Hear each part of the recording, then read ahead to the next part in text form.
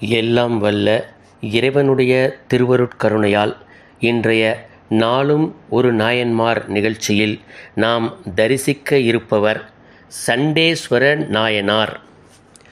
சண்டேஸ்வர நாயனார் என்பவர் சைவ சமயத்தவர்களால் பெரிதும் மதிக்கப்படும் 63 நாயன்மார்களில் ஒருவராவார்.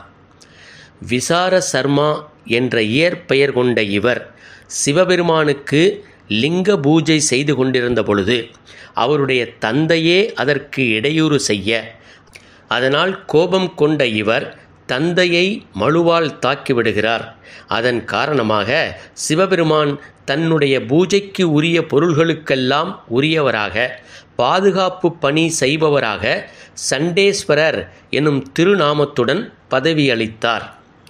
நாயனார் சண்டேஸ்வர பதவியை பெற்றமையால் சண்டேஸ்வர நாயனார் என்று அழைக்கப் பெறுகிறார்.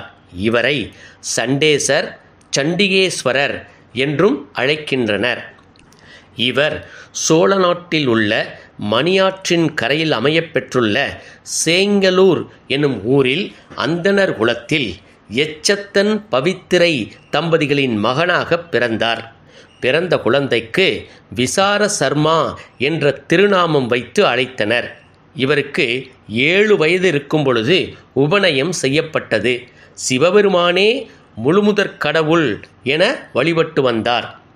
ஒரு நாள் விளையாட்டுத் திடலில் சிறுவர்களுடன் விளையாடிக் கொண்டிருந்த பொழுது மாடுகளை மேய்த்து கொண்டிருந்த ஓர் இடையர் பசுக்களை கொம்பால் அடிக்க, அதனால் கோபம் கொண்ட விசார சர்மர் அதனை தடுத்து தானே பசுக்களை மேய்க்கும் பொறுப்பினையும் ஏற்றார். சில நாட்களில் பசுக்களை நன்கு மேய்க்கும் வல்லமையையும் பெற்றார். அதனால் பசுக்கள் எல்லாம் அதிக பாலை தந்தன. அந்த பாலை மணலால் ஆன சிவலிங்கத்திற்கு தினந்தோறும் அபிஷேகம் செய்தார் சண்டேஸ்வரர். அதனால் பால் வரவு குறைய பசுக்களின் சொந்தக்காரர்கள் விசார சருமர் செய்யும் செயல் வீண் செயல் என்று நினைத்தனர். எல்லோரும் இவருடைய தந்தையிடம் சென்று புகார் தர, தந்தையார் அனைவரிடமும் மன்னிப்பு கோரி தன்னுடைய மகனை கண்டிக்கச் செல்கிறார். அந்த வேளையில் விசார சருமர் மணலால் ஒரு லிங்கம் செய்து அதற்கு மலர்கள் சூட்டி பாலால் அபிஷேகம் செய்து கொண்டிருந்ததைக் கண்ட அவருடைய தந்தையார் விசார சர்மரை பலமுறை அழைத்தும் பலனில்லாமல் போக, கோபத்தில் அபிஷேக பார்க்குடத்தினை தனது காலால் எட்டி உதைத்து விடுகிறார். சிவபெருமானுக்கு அபிஷேகம் செய்வதற்காக வைத்திருந்த பொருளை எட்டி உதைத்து சிவ பாவம் செய்ததை விசார சர்மரால் தாங்கிக் கொள்ள முடியவில்லை.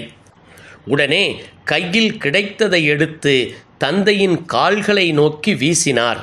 சிவன் அருளால் அது மழுவாக மாறி எச்சத்தனின் கால்களை வெட்டிவிடுகிறது.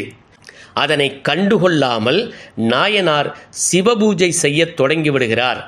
சிவபூஜைக்கு இடையூறாகவும் சிவன் சொத்துக்களை நாசம் செய்வதையும் அபகரிப்பதையும் தனது பெற்றோராக இருந்தாலும் கண்டிக்கும் மன உறுதி கொண்ட நாயனாரின் பக்தியை இந்த உலகத்தாருக்கு உணர்த்துவதற்காக அவரின் செயலால் மகிழ்ந்த சிவபெருமான் உமையம்மையரோடு தோன்றி அருட்காட்சி தர, விசார சர்மர் அவர்களை வணங்கி நின்றார். சிவபெருமான் அவரை தன்னுடைய பூதகணங்களின் தலைவராக்கி சண்டீசன் என்னும் பதவியான சிவபெருமானின் ஆடைக்கும் பூசை பொருட்களுக்கும் பாதுகாவலராகவும் நாயனாரை நியமித்தார். சிவன் கோவில்கள் அனைத்திலும் சிவ சொத்துக்களை பாதுகாக்கும் பொறுப்பினையும் ஏற்றார் நாயனார்.